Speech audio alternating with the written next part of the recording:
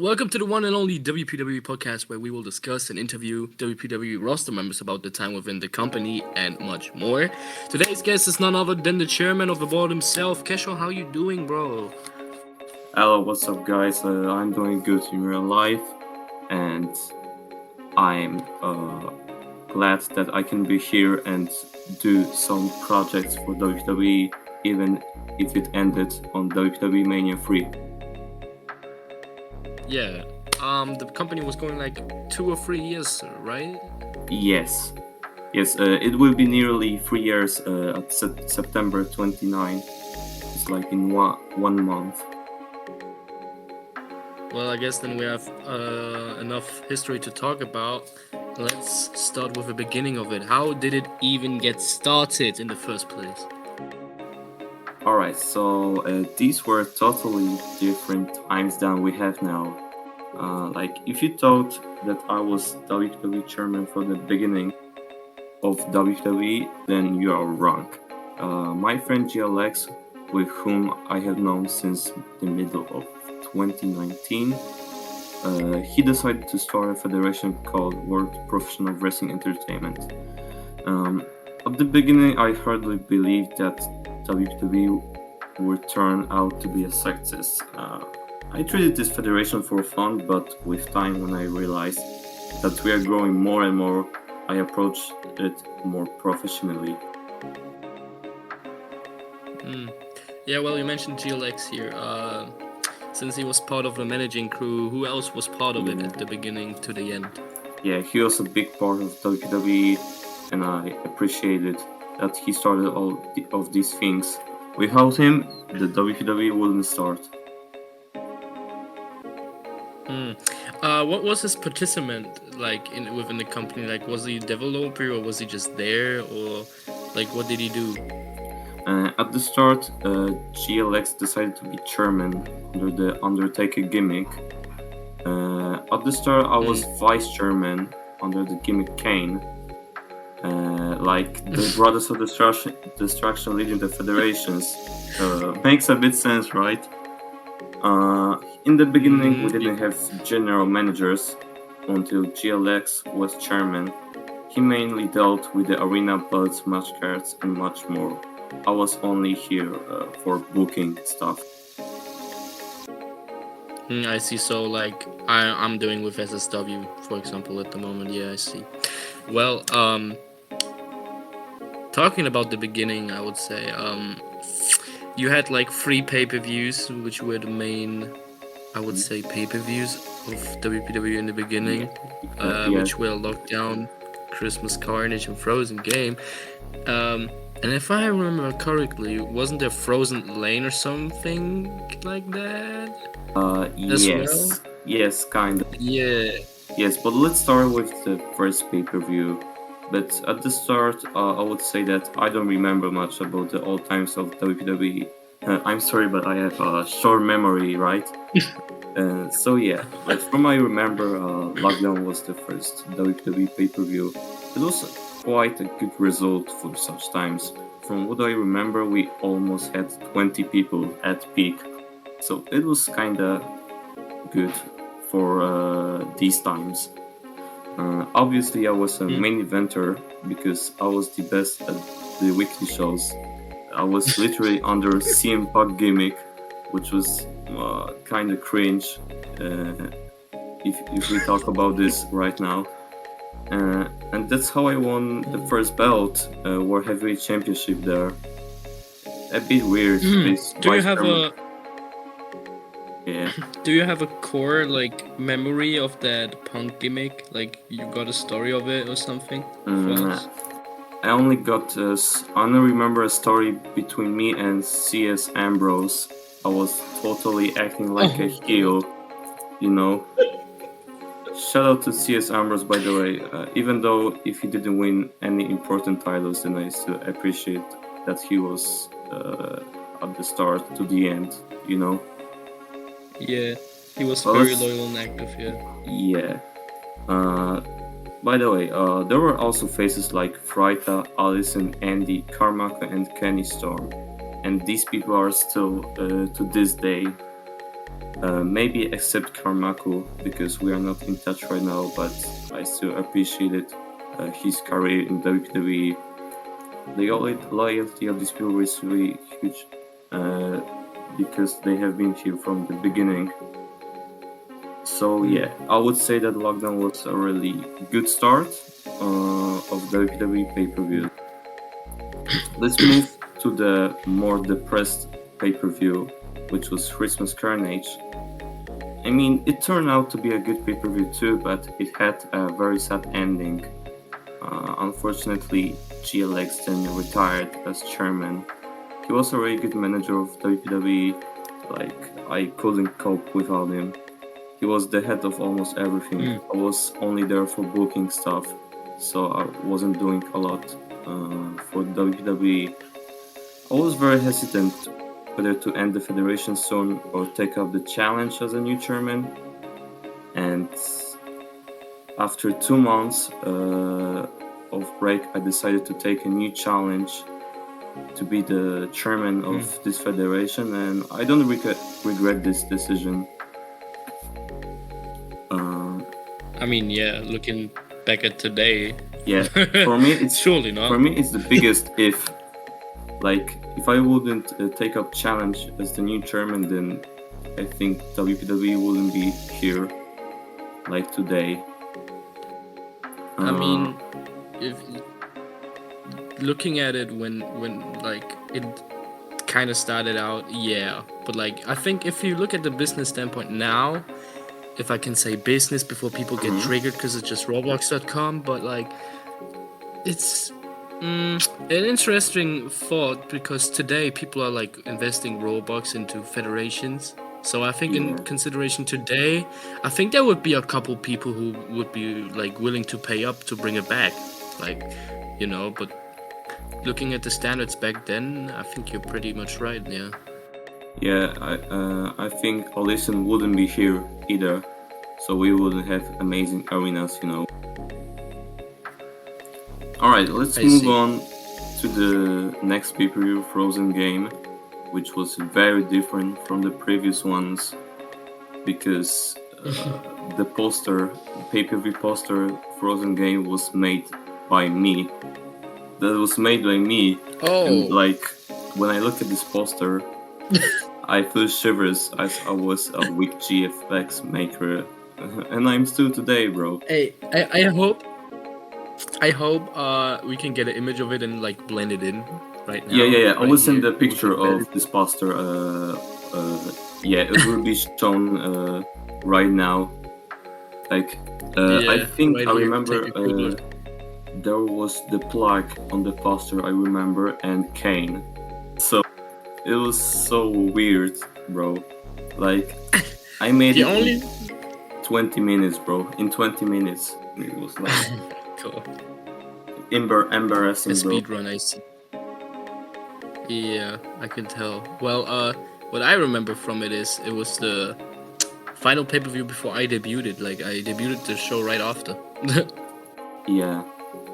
That's a fun fact, right? Frozen Game had a 10-man battle royale, and this 10-man battle royale won Triple H, not the real one, like the one with the number, you know, instead of I. And it is amazing feeling because it is the same person who is 4 times WPWE World Champion today. Yeah. It's actually a pretty cool guy. I'm still a little bit here and there with him, talking to him. He's now like Roboxing now. He got a very good career in there as well. Multiple titles and stuff. Pretty good game. But I'm happy that he's in Roboxing right now. I think he's feeling better there. Yeah, he's definitely killing it. Like, you can see how much effort he put in. Like he beats people effortless. That's just crazy. Yeah, even though I have a little beef with him not long ago, then I still appreciated that he had a good career in WWE.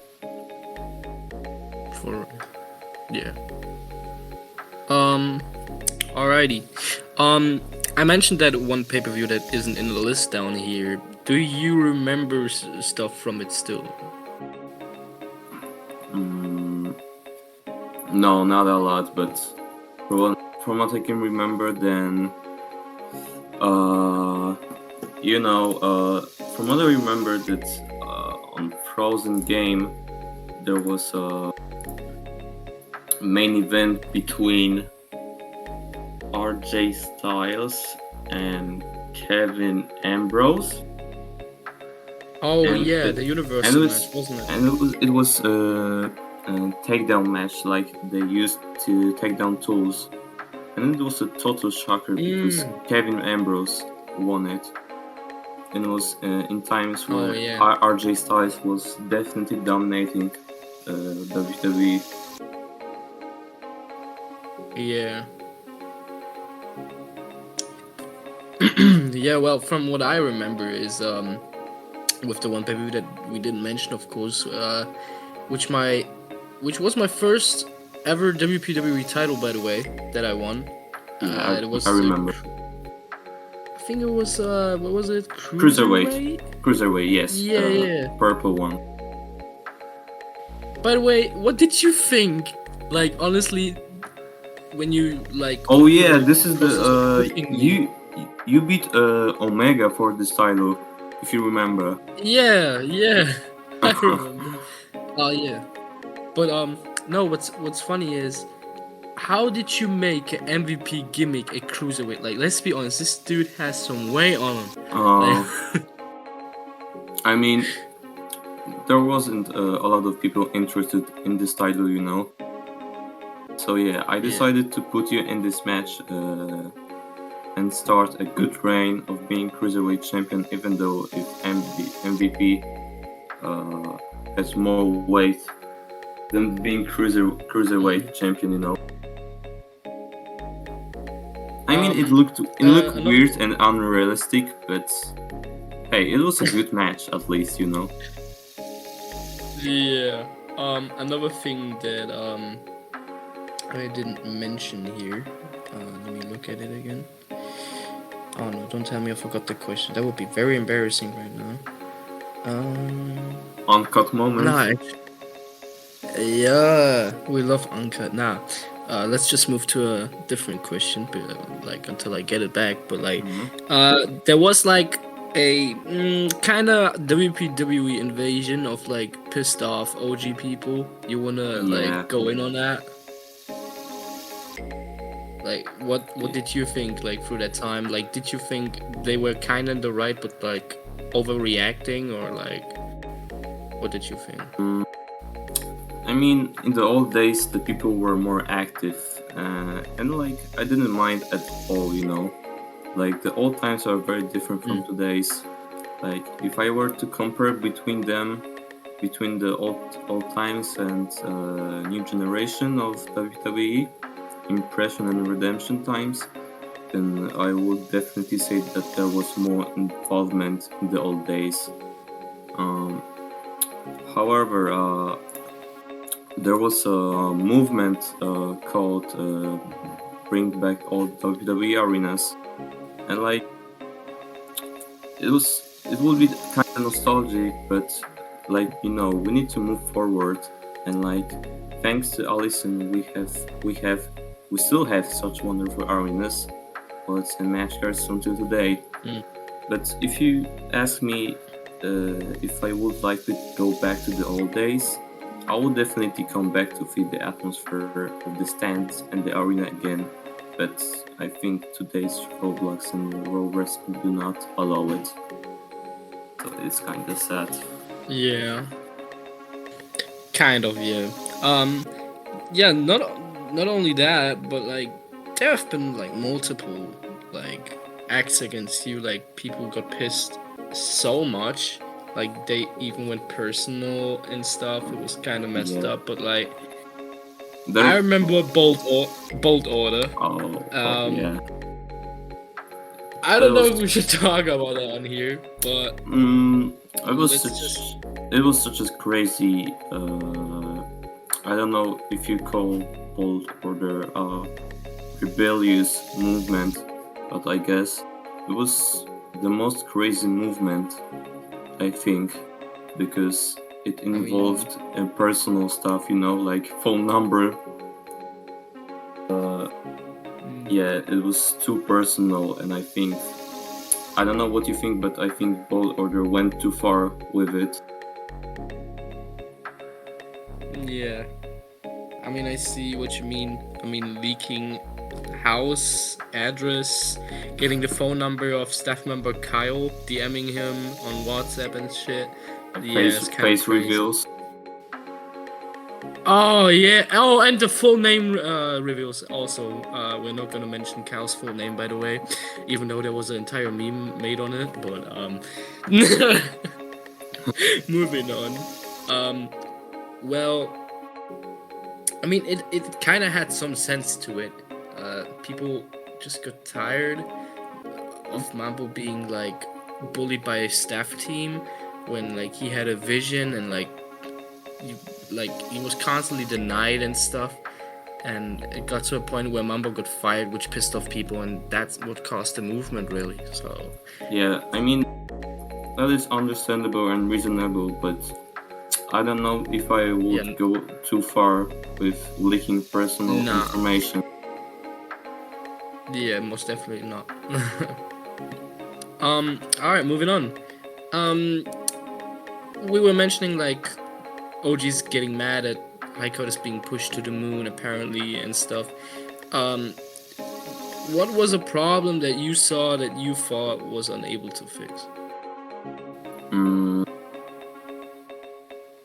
My main problem was that people were rebelling a lot, were struggling a lot, and not like Mambo for general manager movement, because it was definitely something else that wasn't doing damage to the federation. Instead of arguing in public, like take it to the private messages, then people still prefer to bring it to public on WPWE Dersu server, and I felt like I was like standing on a bridge between two mountains, and like I didn't know which way to go because it always brought consequences. The side I would pick, then I would, people would be still pissed off at me, no matter what side I would pick in the conflict. Yeah. So it was for me tough stuff to fix it. Yeah, I can tell. Yeah, there were a lot of like difficult times, and I saw you struggle sometimes with it too. Like you can't always put on that straight face. Like yeah, I didn't like to ban people forever from WWE, and like I think this was the reason that it caused more beefs, because they were aware that I wouldn't ban them immediately. Talking about that, I remember really heated shits between me and Freiter, where he was just going in on my home country for no reason, and then like that caused a lot in that general chat. For me, Freiter is a controversial person because he isn't afraid to say stuff like that, and it was kind of hard to prevent him from doing something like that. Yeah, like he was like, even if you tell him to stop doing that, then he would still do that. Yeah, but I still appreciated him. We are friends. Yeah. Still. So, I mean, yeah. I mean, you know me. I tried to fix that fucking thing all over the place, but he was never really ready to let it go, so I just let it off. But yeah. Coming back to the management squad, like we had GLX, Allison, Freiter at some point as well. I don't know what he did. You can like explain it to me if you would like to, but like Who was like most fun to work with in there? I'm gonna say that I have had a lot of people to work with really well, and like I want to talk mainly about general managers and vice chairmans. I think I can tell a few people I have worked well with. I think that would be Mambo from the War and Smash Up times, Triple H, and I think you, but you weren't a general manager for a long time, you know. But if I would pick one person, then I would say Leonard, because our cooperation was more than that. Like, I didn't expect him to be so hardworking. And let's not forget that it was back in the days when WWE Mania 2 and WWE Royal Rumble in January 2021 happened. It was like WWE peak times. So yeah, he contributed to that, and I think he deserves a mention. I also remember that back when Leonard and you were like in charge of things, you guys had cancelled the women's Royal Rumble match, by the way. That was originally planned. Yeah, I wouldn't think about that a lot, because like in these times we didn't have a lot of women. We had more women's in all times, you know. Like the only women that were active, then I would say Media and Annie and Karsha, and I think that's it. That's the end of the list, bro. Let's not count out all the traps. Yeah, so I don't know why. I mean, it was Leonard's idea to do the Women Royal Rumble, but I knew that it wouldn't work, bro. Like, we had only 3 active women wrestlers in WWE. Yeah. I think WPWE Mania 2 was also the first WPWE Mania with a Hall of Fame ceremony as well. Yes.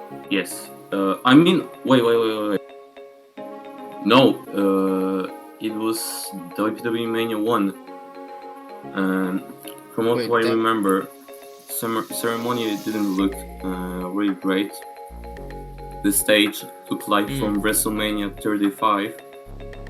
But hey, it wasn't it was kind of fun. I think I remember. I inducted Freitag. I don't know if I mentioned you, Ayub, Kenny. Yeah, and the people who got inducted got like cars or something as a reward. It was really fun. Oh yeah, I remember that the happy birthday post for the Hall of Famer Mark Wilson, aka Freitag. Oh my god. Yeah. Oh god. Where he like Freitag leave, right? Oh my god, that was a great storyline, by the way. But moving on, there was also the I don't know if you can call it rebellious act, but like people getting on your ass with like saying, "Oh yeah, you're pushing your friends, Polish people, to the moon," because like Freitag and Allison got like random tag title shots and stuff. How did you see that? I'm gonna say that with the statement, accusations, I agree partly with this opinion, despite the fact that it was loud about it a long time ago. But however, on the other hand, they were supporting a lot WWE until the end, and they were supporting me privately. So that's why I do not fully agree with this opinion, you know. Well, can you name like an example where like you would say it was true for like, I don't know? I would say, I think it was, no, I think it was Kenny Storm, because I think Kenny Storm was pushed more than Freita, like for the Universal title, on the Extreme Rules against Josh. It's kind of sad that he lost 3-1 or 3-0, because I thought it would be a banger match, like the Demon Josh Balor and like the Reaper, the Voices, Kenny Storm. I mean, they fitted really well with the gimmick, so that's why I decided to put Kenny in this match. Yeah, and people weren't happy about it at all. I mean, yeah. As soon as a polished person was seen, people were like, "Oh yeah, no, that's not right. Hey yo, I worked hard." I mean, I get both sides. Like, you're just trying to put on a good show from a business standpoint, but like people just see it like, "Oh yeah, okay, same nation. All right, bro, you're done." Yeah, in my opinion, like Freita is really good on microphone, so I think if he had the title, then he would make it look good, like mostly being heel, like he was in a storyline with Allison. I think Allison and Freita story on Anniversary was kind of underrated, in my opinion.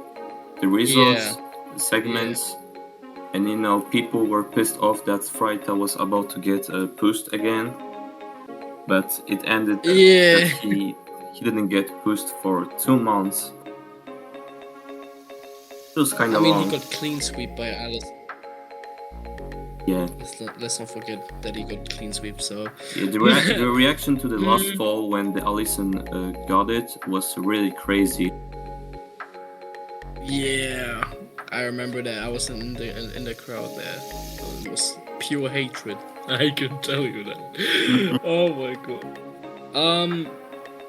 Well, we already had the high carded topic. I think we can leave that one out now. I mean,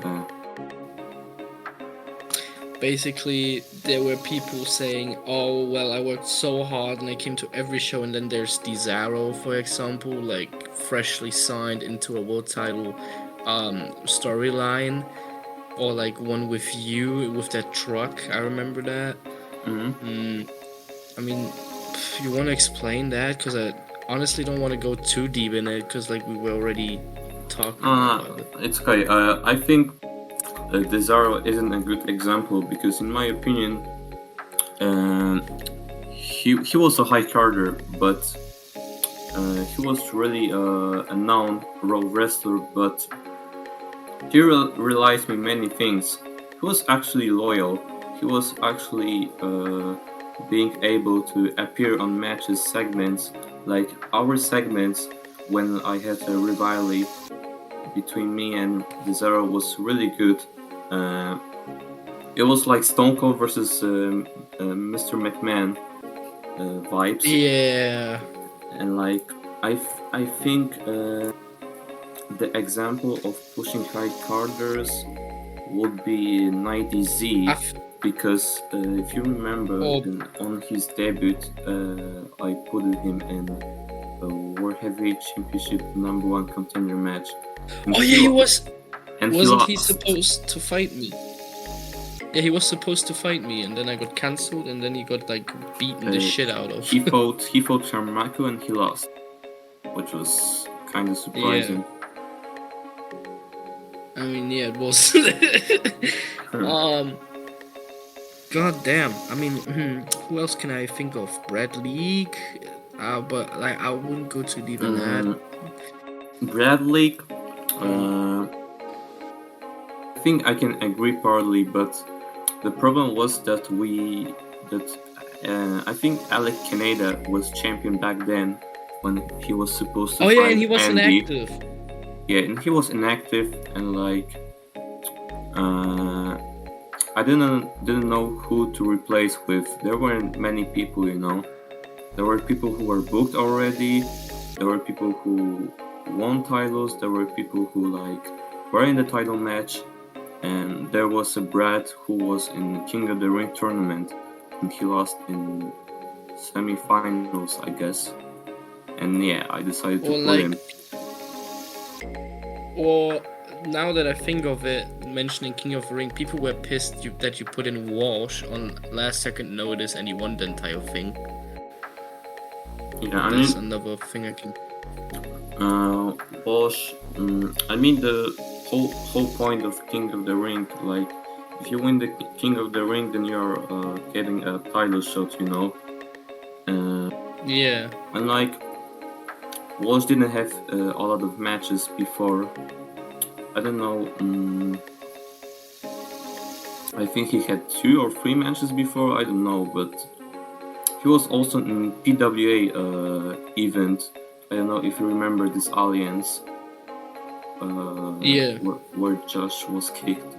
I think the pay-per-view was called PWA Winter Empire, and was our I remember. For WWE, and he was in the finals with Zane Ethan, and they fought for PWE Championship. And I heard the accusations that Walsh wasn't there for a long time in WWE. So yeah, I kind of agree, but he won the King of the Ring tournament, so you know that's how it works, you know. Yeah. Well, mentioning champions, who was your favorite champion of all time?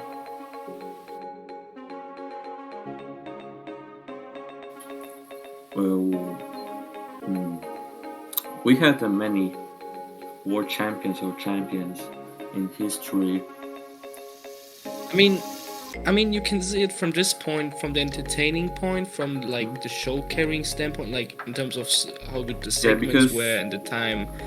Because there were people who made the title prestigious, and there were people who made the title like they looked made like a Walmart toy boy at the belt. So I would definitely mention the dominant reign of Zane Ethan as WPWE World Champion. Yeah. Like, he wasn't afraid to put his belt on the line in any show. I can name, if I want to mention non-world champion, like not WPWE champion, not WPWE World Heavyweight Champion, like the mid-card ones, and I would say Josh Rhodes with the legendary WWE United Kingdom Championship reign. When Josh won this title on Royal Rumble, he was like undefeated for the next 25 matches until I defeated him twice, and I made his record 25 and 2.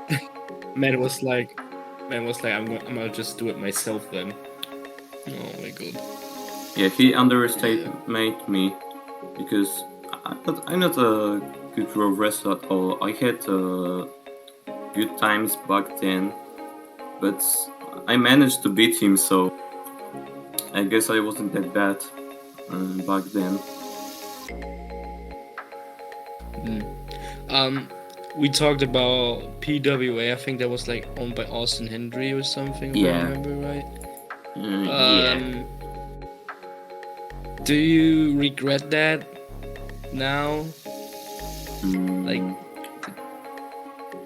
PWA was our first audience we joined. I mean, it helped us a bit in our development, but the audience collapsed quickly. It had only one it had 2 pay-per-views, I think. Autumn Attack, but Autumn, I don't think that happened. Yeah, Autumn pay-per-view happened. I remember that there was a match between Slasher and Mark Blackout for European Championship. I remember that Mark Blackout won that title back then. So yeah, coming back to the... Mark Blackout, that reminds me of... His username was Undertaker00. Oh God, wait, wasn't that? Yeah, I remember him, but wasn't it like? Didn't he have another name? Oh God. I don't know, but Cause yeah. Go on. I mean, I don't remember a lot about him because like we are not in touch anymore. I don't even know what's happening with him, but what I can say that he was a good champion, good European champion. So yeah. If I would say about Alliance, like it wasn't a good decision at all to join PWA, but the worst decision was joining Julius Alliance called GBA. I don't know if you remember that we joined. Yep. I mean, no offense to Julius, but he tried to revive the GMT, but it didn't work really well, you know. Yeah, I mean, you didn't benefit a lot from it, as I remember. So, I mean, if I even remember correctly, you got like hosted over sometimes as well. Yeah. I mean, I don't think I want to go deep about me and Julius conflicts that we have to now, because like we didn't talk about it, and like we didn't come to conclusion, and like he still didn't apologize for the things he has done. So yeah. I mean, I didn't want to start anything. You just tried to put in my memory here. Yeah, I mean, I want this podcast to be a little spicy, you know. So yeah. I mean, yeah. I mean, let's fucking go, all authentic as possible. Like, just go ahead and speak it. I mean, we're probably gonna have a weird uncut version, but like, let's fucking go.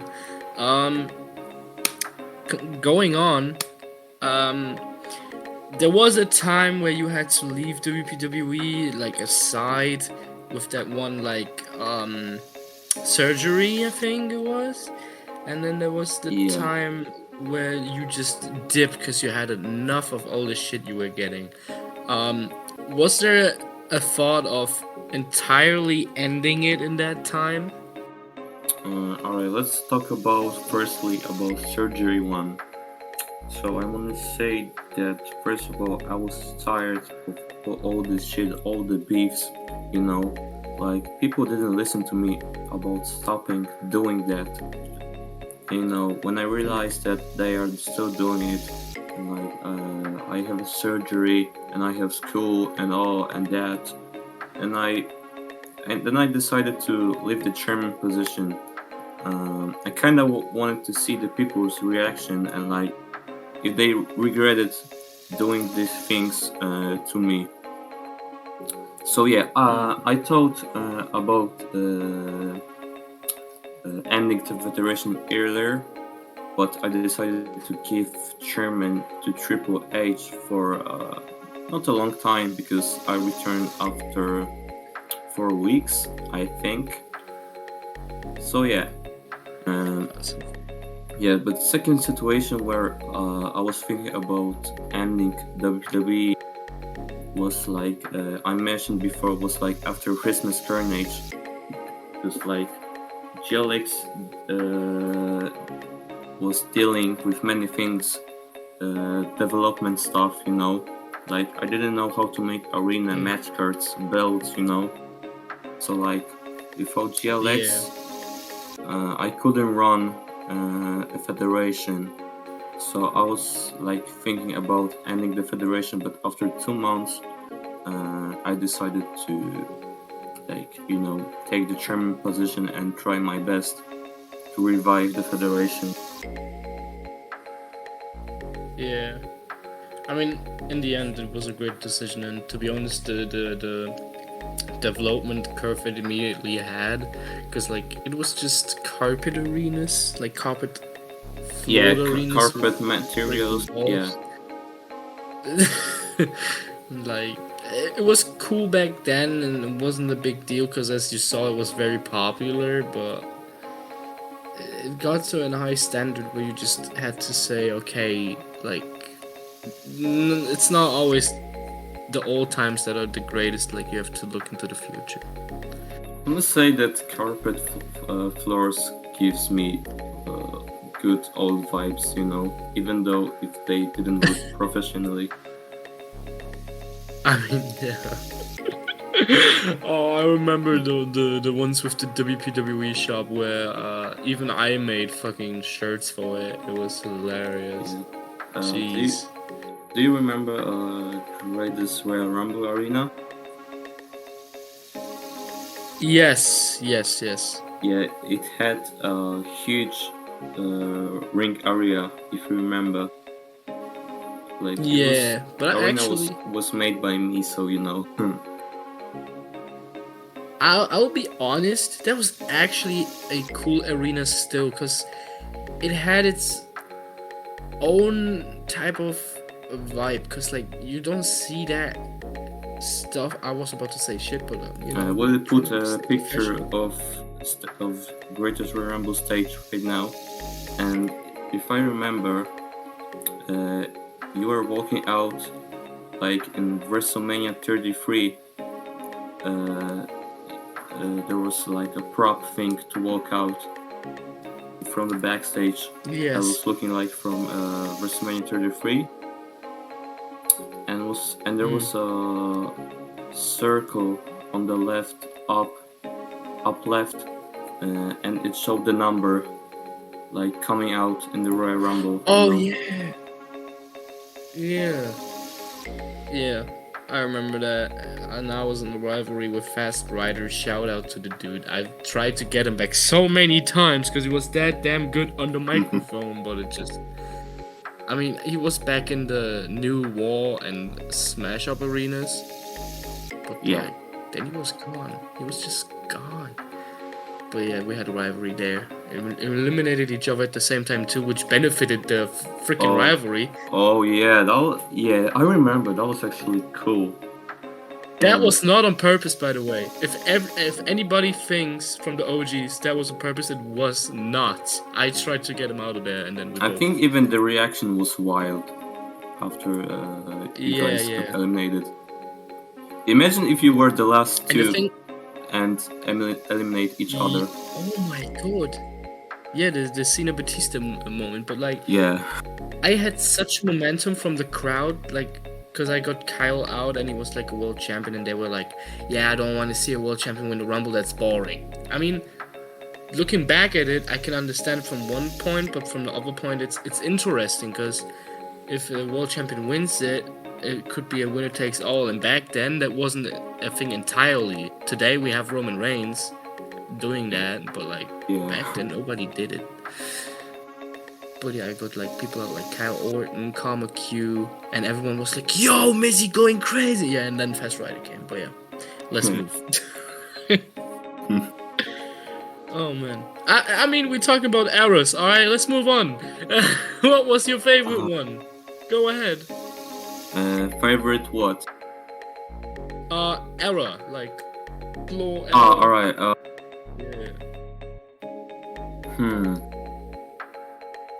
I think in between the peak times of WWE and old times, you know, Smash Up and War times. I want to say that it is definitely an era that I had a lot of fun with. One I would like to say about old era, but when I realized that there were many conflicts in these days, I realized that these were not quite good times, you know. Like, conflicts made it kind of worse. So I think I can confidently say that the first quarter of 2021, including Royal Rumble and Mania 2, was my favorite time at WWE. Back then, I had really a lot of motivation to work. I'll be honest, I don't think the beef made it worse, but it put a pint of salt into those times, because they were actually like good, but like these were like the little things that were like in the way of enjoying those times, I think.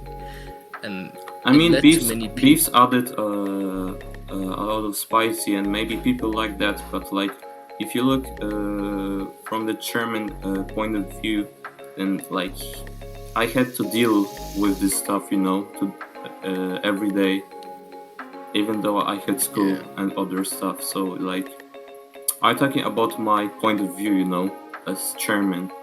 Yeah. So these were not quite good times for me. I also remember, like, you just felt that you had the most fun with the one smash up times, cause like with the modern arenas. Cause it just felt like you were enjoying yourself for once without any like problems from like family or IRL entirely related, or like beefs. There was like rarely anything, and seeing looking back at all the events, it was just a good time.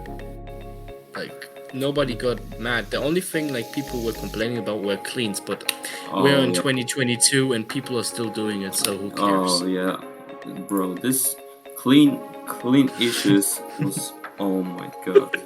Like, people were asking me, hey, change to, I don't know, YCW cleans, ask Josh for YCW cleans, or ask Fino or Trent for XRW cleans. Like, I don't care, they are still same cleans, Just get used to them, I can do nothing about that.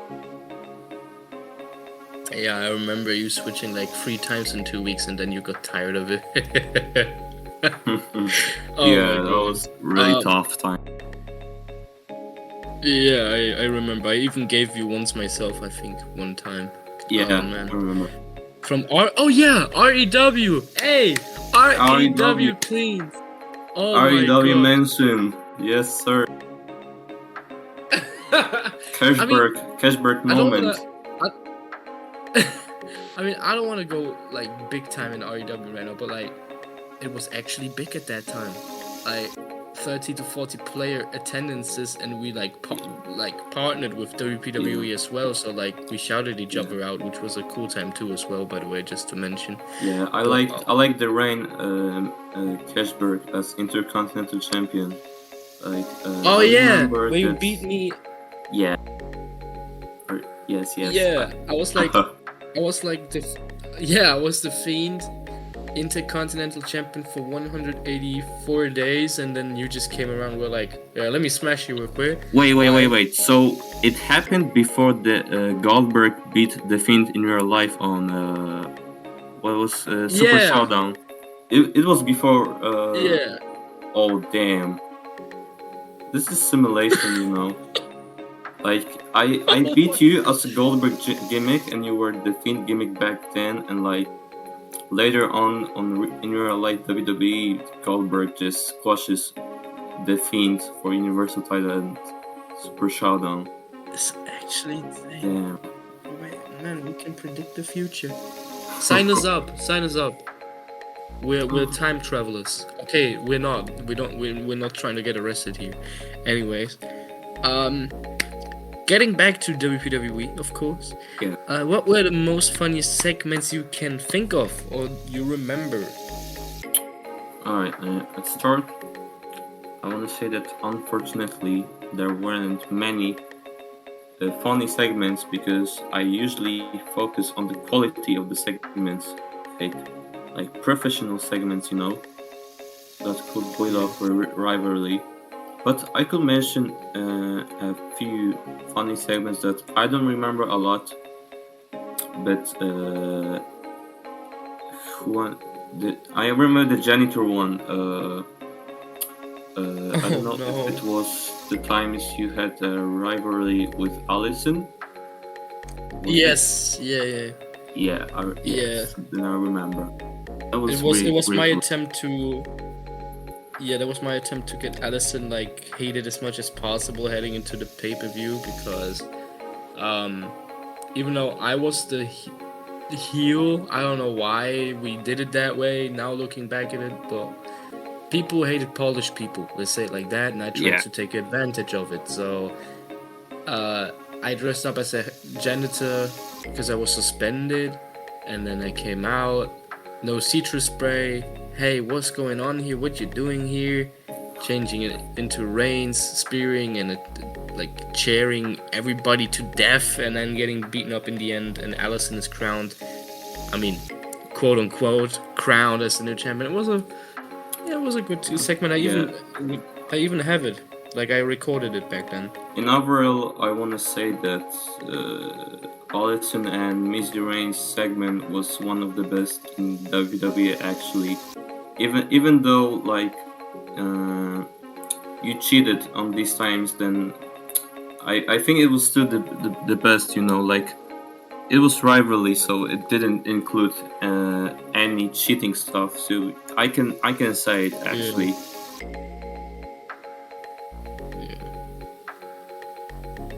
I mean, I can confidently say, like, the only, like, time I cheated was in my final run, like, up until Mania.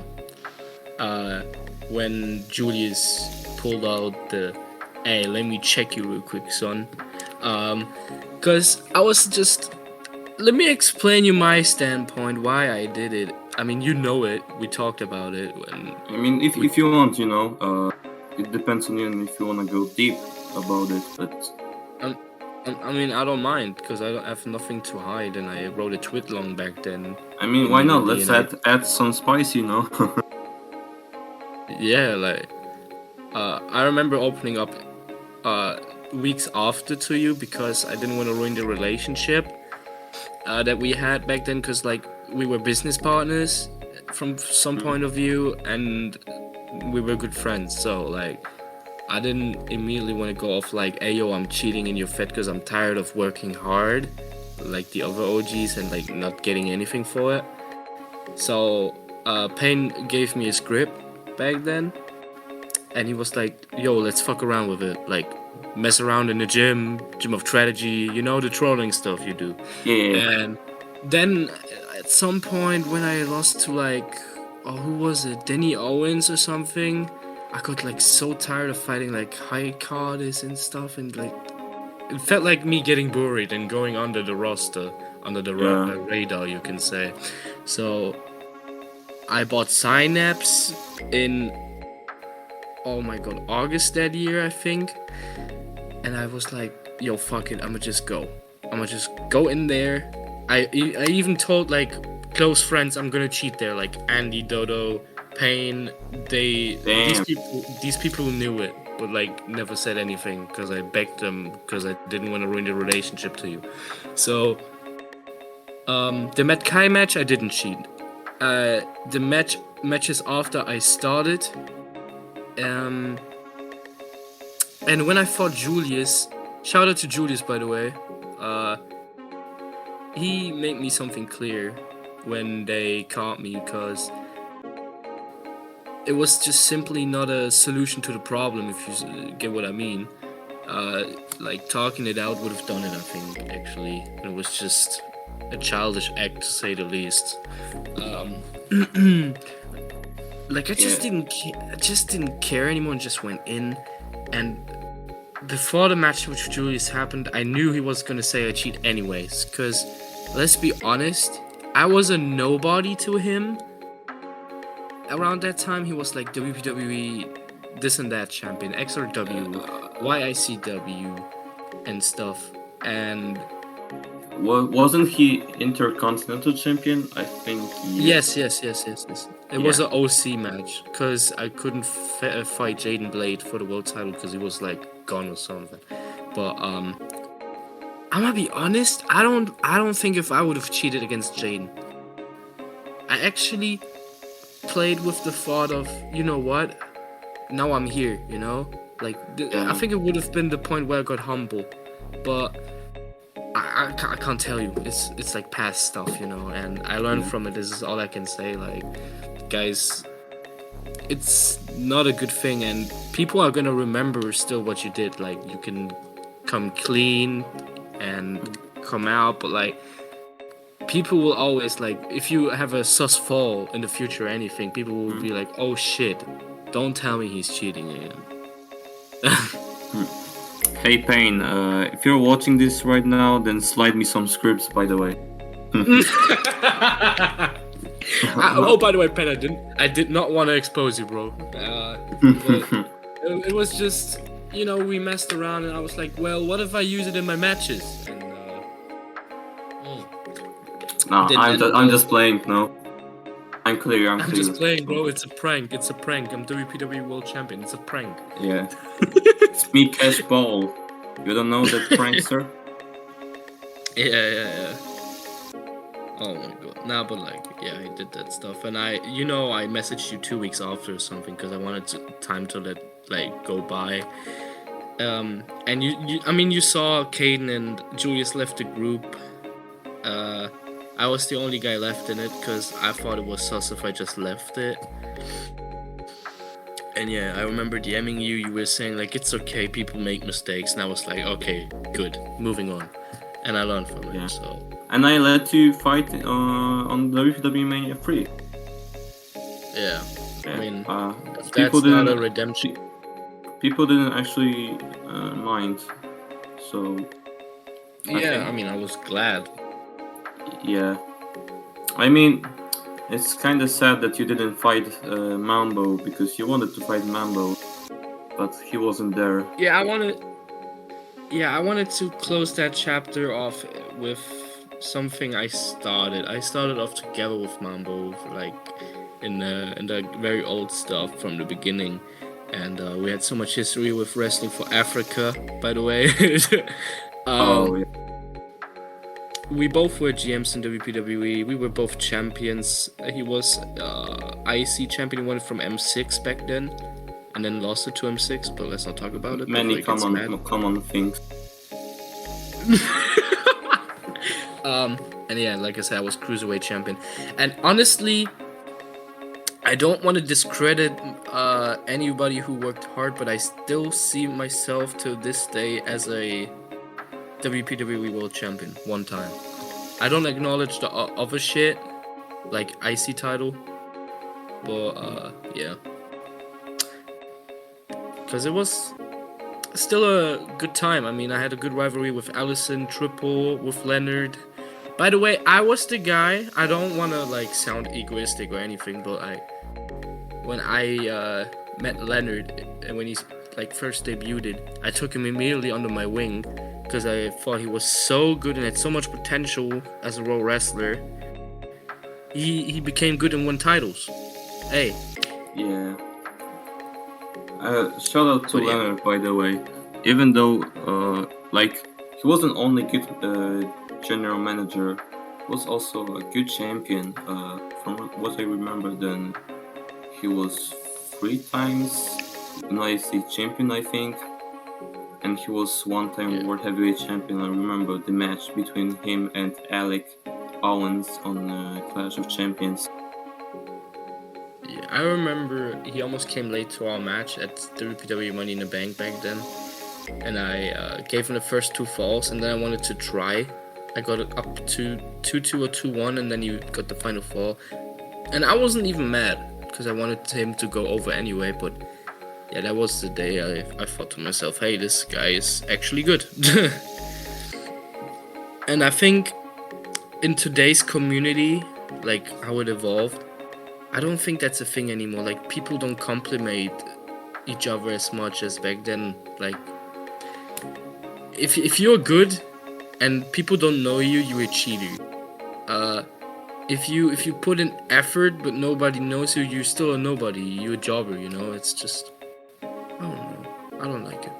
But moving on, because we're getting off topic here. Name me the 5 best wrestlers of WPWE. Oh, I like this one. I like to list something like that, but it is kind of tough for me to do that. So let me say there were a lot of good wrestlers with many accomplishments, and I don't want to do that in order. I will leave that to people if they want to list top 5 of all times. So Mm. I think the first guy will be obviously Triple H, aka Trip Show. He was 4 times WWE World Champion and 1 time WWE Smash Up Tag Team Champion. In the times where there was the Cure and Infection, like the Plague and the White Plague, if you remember. Oh yeah, Jake Lesnar. All right. The second guy, by the way, shout out to him because he's really at good position right now. I mean, if he would be more active, then he would be really in top 3, top 5 right now. So I mentioned Jaiden League as 2 times and the final WPWE World Heavyweight Champion and the first and final WPWE Undisputed Champion.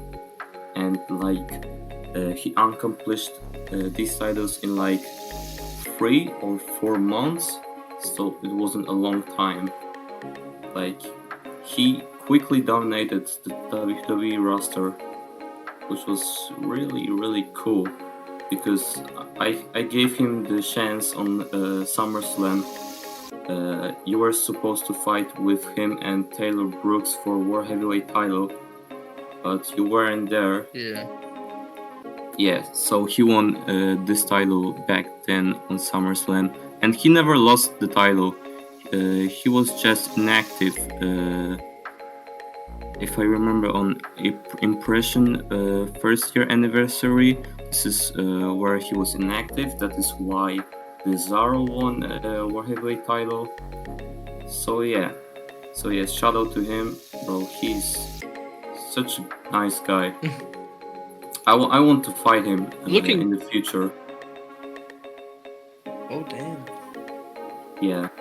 You heard it here. You know where to get your match from, my guy. Yeah. But looking back at it, Taylor Brooks, Mizzy Reigns, and Jaiden League, there are 2 cheaters in that match. God damn. Oh. God damn. And who won? Not a cheater. Surprise. Well, surprise. Well, somehow you don't see a lot of these things. Yeah, third guy. Shout out to him. Saint Ethan as 2 times WWE champion and undefeated in single matches. Like he never lost any single match. He won against Matt Ashford and in rematch close match when Matt Ashford won the title back then on WPWE Mania 2. He was also 2 times the WPWE Mania co-main eventer, so this is also a huge accomplishment. Yeah. So another guy. I'm gonna say Matt Ashford. I mean. Ooh, that was. I mean, he didn't. He wasn't there for a long time, but like he was 1 time WWE champion and like the first and last Royal Heavyweight champion. By the way, it was a really good match on WWE Mania 3.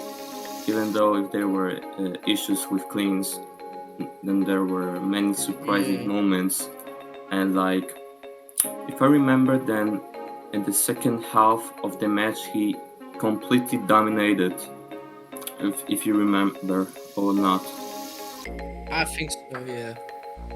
I mean, I have Matt as a very dominant champion and a wrestler in general, like in mind. So. Yeah. Yes, and the last guy. I have 2 guys on my mind. Ooh. All right, I'm gonna say the first. I'm gonna say the first one. I think the first one would be Josh Rhodes. Oh shit! Two times WPWE Universal Champion, two times WPWE Television Champion, one time WWE European Champion, one time WWE Tag Team Champion, and like the legendary 25-0 streak. A lot of accomplishments, you know, but in the end, I don't know if he would compete against the other guys I listed, even though if he had many accomplishments. I mean, I think he would be up for it, but I don't think he can beat those guys. No offense. And I mean, I was supposed to list 5, but I think Go ahead. Ayub is also close to being top 5. He was extremely talented, and I think many people knows that in WWE. He was first ever Money in the Bank briefcase holder. I remember that. I remember he had a wild moment and reaction when he cashed in on Extreme Rules. I don't know if you remember, but the Plug won the title from Triple H, World Heavyweight title, where the Plug dominated this match, and like people weren't happy about it because I won this title, you know. Like I was determined, so it was really weird.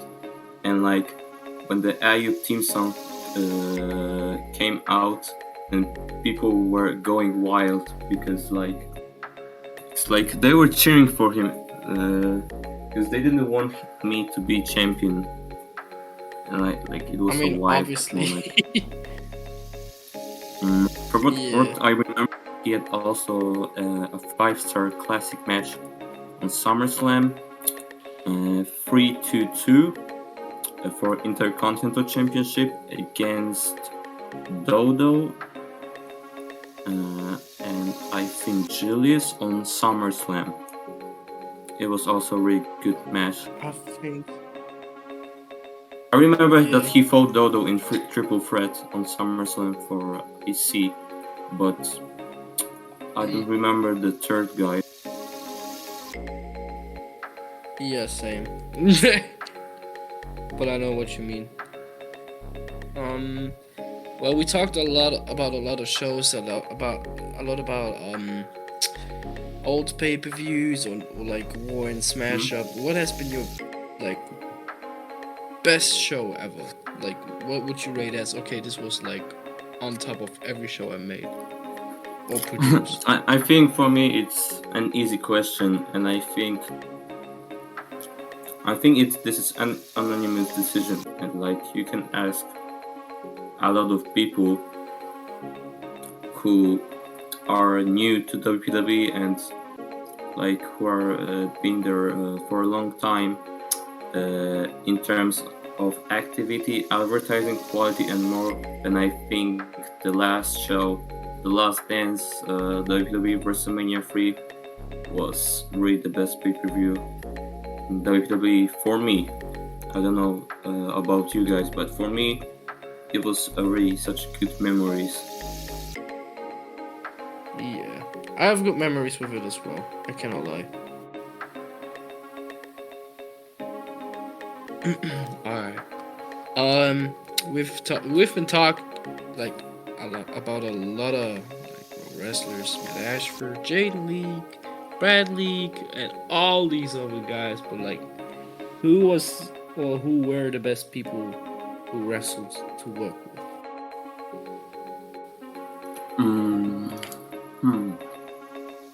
There were a lot of wrestlers that I had great work, but I think working with Cesaro, I didn't have any problems. We didn't have any conflicts in our comparisons, so I can mention Cesaro, Saint Ethan, and Jaiden, but he was sometimes inactive, and like it was kind of hard to get in touch with him, to get on the show. So yeah, I can list Cesaro, Saint Ethan, I can also list. I think I can also list people like you and Dodo in the old times, because there were also many problems. But when the Mambo thing happened, Mambo ban thing happened, then like the things changed. Yeah, But hey, it was definitely. such a really great work, cooperation. Yeah, I enjoyed myself here. Alrighty. I guess we're heading into the final questions, and I don't even have any feeling of time right now. But it feels like we've been here for half an hour or like 3 hours right now. Yeah, I feel like 3 hours, bro. It could be, but hey, that's what a podcast is about. Either you listen or you skip through. There are a lot of people who have their own stuff. I mean, it will be edited, so we'll like the Pascal will be really like, I don't know, 30 or 40 minutes, I think. But with uncut moments, then it will be like 2 hours or something. Yeah. Yeah, well, what did you think of Jaiden Blade being your final Undisputed Champion? I think, I don't know if you agree with me, but this is a great moment that I could make someone a champion before he went on a larger scale in Raw wrestling. Like he won the title before he went prime. Like when he won the title on WWE, this is where his prime started. Like he won the title back then on XWE, UDW. He was also close to RWA Championship, but from what I know, then he lost to Revenge Isa in RWA Championship tournament. Yeah, he accomplished many titles in big federations, and I think you can say that like WWE was the start of his prime. But hey, when we come back to the start of me and him cooperating, Ions doubted him when he became World Heavyweight Champion at SummerSlam, because it was like unexpected moment for me. But after all, I have no regrets about that decision, and I think this should be an advice for federation owners. Like, don't be ashamed to have someone less known to run the show as the main champion. And like maybe something will grow out of it, and maybe he will go on a larger scale in world wrestling, and like you will be proud of it in the future. Definitely. I mean, if I can talk about my experiences, I got Leonard to where he, kind of got, or what could be a good example too? I mean, Andy won the Royal Rumble. You know, that's what gave him the little edge in WPWE. Yeah, but I don't know if it sounds spicy, but like on Royal Rumble, there were many, like on the end, there were people like you, Dodo, Andy, and like you had guys an advantage because you were guys friends together. So like the other guys had no chance in teaming against you guys. But hey, it's still a win, you know. But I'm just saying that like you guys had an advantage and easier time, you know. Like another Royal Rumble, Dodo Omega won, and there was also like a situation where the last two I think was Dodo and Josh. Yeah, and Josh tried to pull a trick on him and failed. Yeah, but I wanna remember who was the last two guys when Andy won. It was Andy and... Oh god. Holy shit. Well, I Was it remember I was it lasted. again Josh? Wait. I think it was Josh, Dodo, and Andy. Yeah, I think Wait, so. wasn't this And I was. wasn't this where Josh jumped out of the ring when he was alone with Andy, like the last two? So like Andy I would. think so, cause like Josh took a break. I think after that. Yeah, I think. Damn, I just realized right now that Josh was like twice in the last two on Royal Rumble, and like he could have won Royal Yeah. Rumble twice. If you know what I mean. Yeah, basically. Yeah. I mean, basically, yeah, you could have, for sure. But you know, didn't Yeah, happen. I just realized right now that like Josh was like in the last two twice. Damn, I didn't expect that. Yeah, I mean, what do you expect from a dominant European champion? I mean, dude was on a winning streak, twice on the final. Yeah. I mean, I think we're almost at the end. I think he jumped out because he already won European title, you know. So I think this Oh, was yeah. because he jumped out. Like he was champion before. He won the championship against Alex Jericho. By the way, shout out to him. Yes. It was also a great that was a good match cooperation. and rivalry. Yeah. Yes, that was a good rivalry too. Yeah. Alex Jericho was really a charismatic character. And like he was when he was coming out with the list of Jericho, then like it was actually a good times back then. Oh yeah. Oh my god. Well, moving on to my final question, my guy. So you can be free in the wildness and go touch grass, you know, my friend. As we all don't. Chill. What were the reasons to close down WPWE for good? All right. It's a good decision, but it is the last question. I think it is the biggest question of all of them.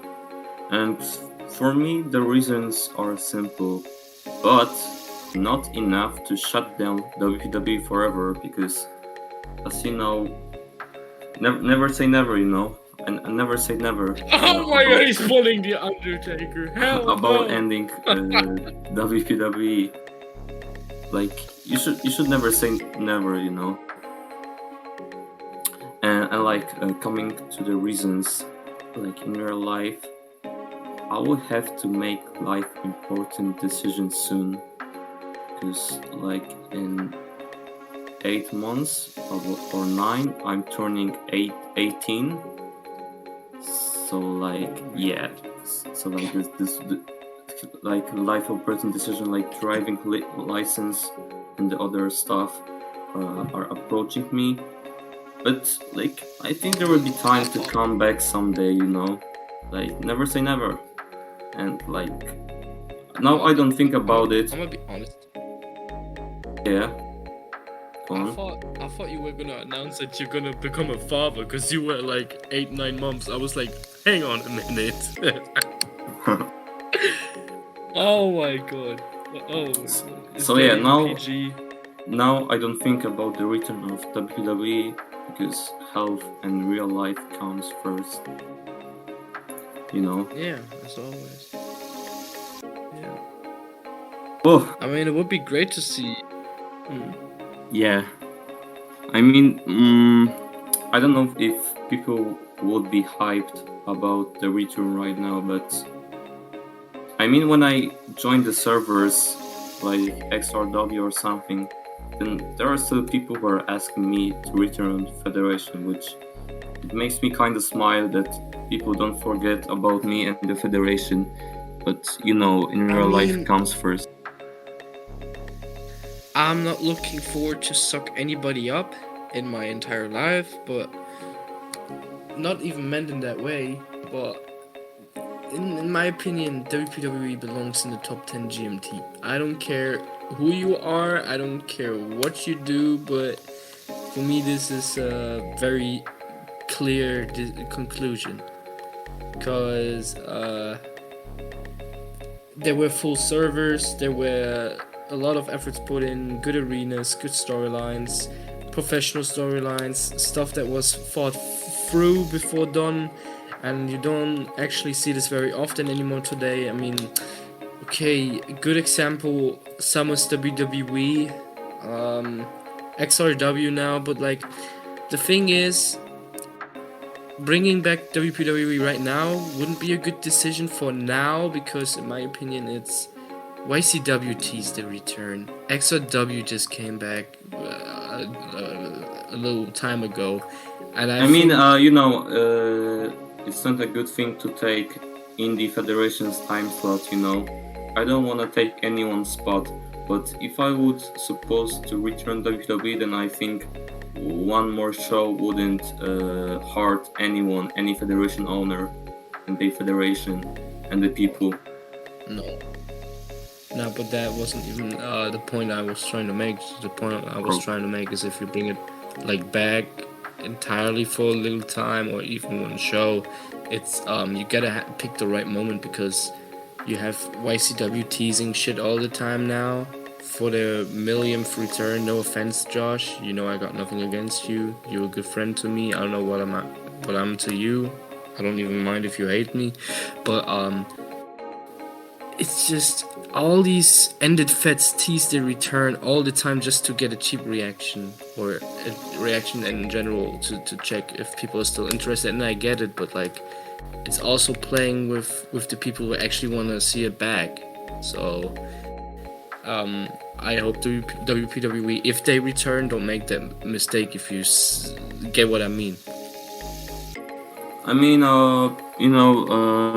not many people noticed WPWE, like the quality of arenas. I mean, I don't want to sound like we were a really big federation, but our arenas were really comparable to the bigger federations. Like, that's Allison. That's like really professional developer. Like, he put a really lot of effort in the arenas, and to this day his arenas are still looking awesome. Yeah, I mean, yeah, who knows what the future brings, my guy. I mean, I heard you're might try one last in-ring run. Who knows what's left in terms of booking ways, or if you even become a GM or vice chairman anywhere. I mean, who knows? Yeah. I'm gonna say this, that like I'm open for one more in-ring return, because like the in real life WWE and AEW returns, like I don't know if you have the same feeling, but if there's a return in real life WWE or AEW, then it makes you wanna like make an in-ring return in Raw wrestling, like have the same feeling. Yeah.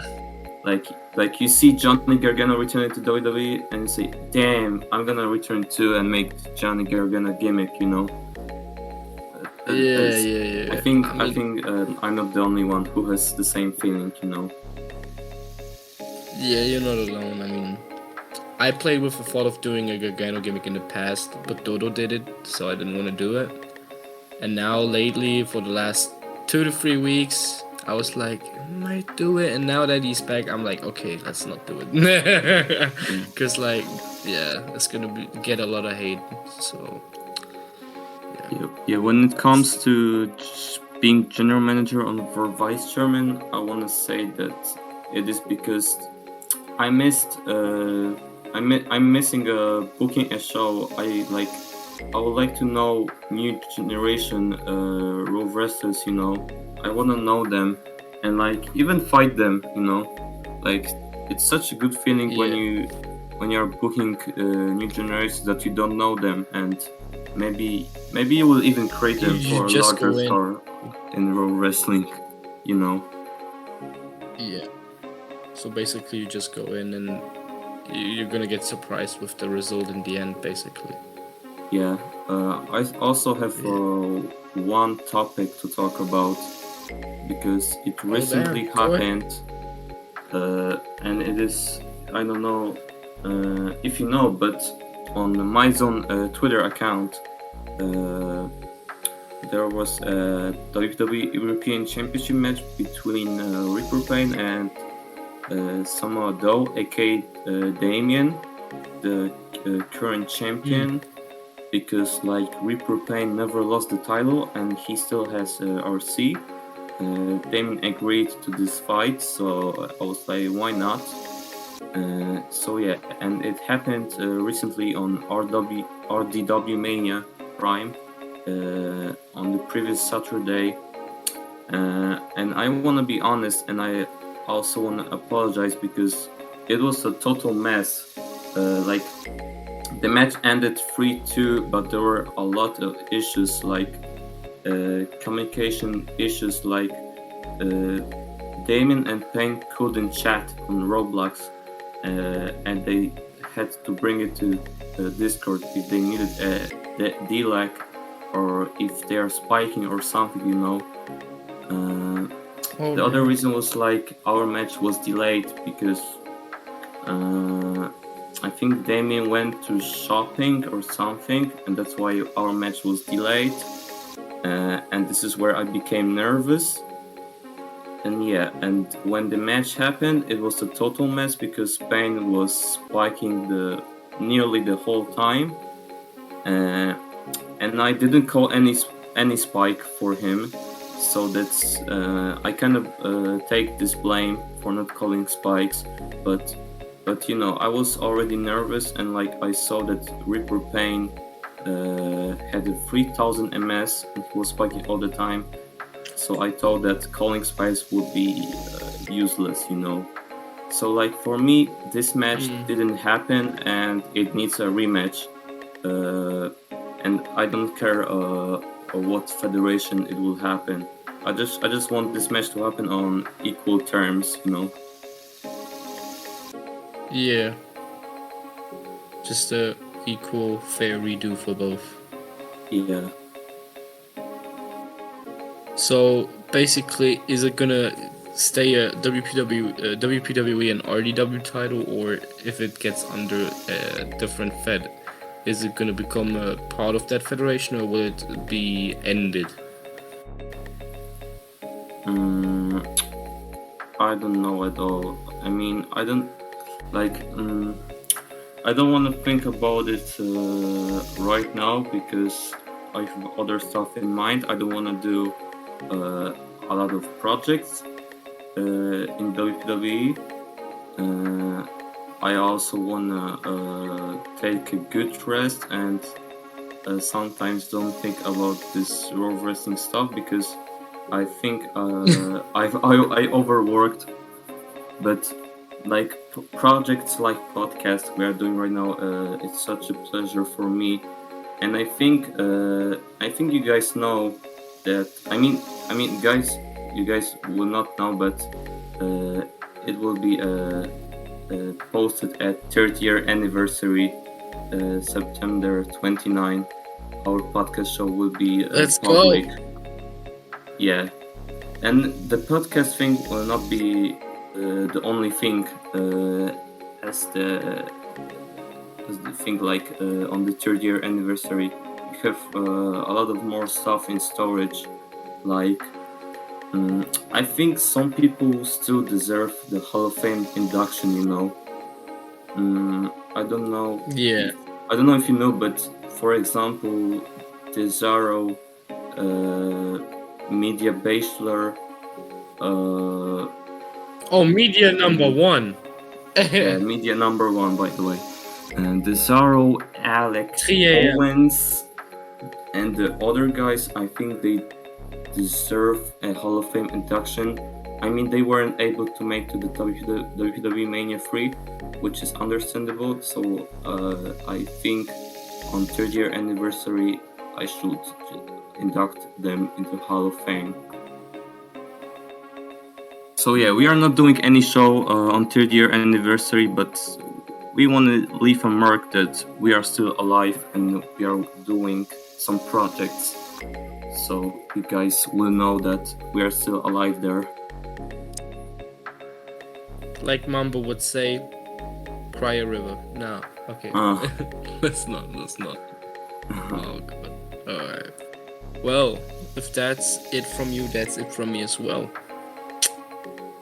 Yeah, I think What you say? that's all from me.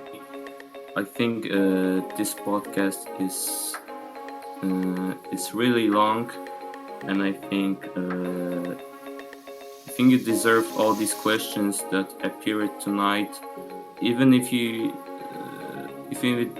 they didn't appear, then you can comment under the video with the question. I think I will be able to answer it, even though if they didn't appear in the video. So yeah, that's all from me, and I think that's all from the hoster tonight. And I'm gonna say that Mizzy will be for sure a host of more episodes of WPWE Podcast, because we'll have more guests here, but I think it will happen in the future. Time will tell. TikTok. Yes, TikTok. MVP. TikTok. Marvel Cross. No, let's not go there. Oh my god. By the way, alright, I'm gonna extend it to one more question. What did you think of my cross gimmick back then? Didn't I mean, I don't remember a lot because I don't think you were cross gimmick for a long time. I mean, up until I got cancelled. Yeah, but I remember that you were quite dominant as the cross gimmick. I remember that you were sweeping a few people like Matt Kai. I remember. I think I remember that Ethan Vortex and the other people. Oh yeah. But I still think like gimmicks like MVP or Mizzy Reigns were much better than the cross one. Yeah, MVP the GOAT. Oh my god. Yeah. Alright. Well, guys, it's been more than an hour and a half. You got to know Keshyl and his dirty secrets within the company. Yeah. If you got more questions or anything else, leave it down in the comments. Suggestions or anything as well. Criticism or anything else. It's welcome. There have been many fuck ups by me, but it's uncut out here as well. I don't give a shit. Oh man, I'm just tired. I'm gonna jump into bed soon. So yeah, same. It's 11 p.m. So yeah, that's reasonable. But hey, we came to the end. Thank you guys for watching to the end. If you guys watched to the end, and yeah, I think the time will tell, and I think we will see you guys on the other guest on podcast show. Most definitely. Take care, guys. See ya.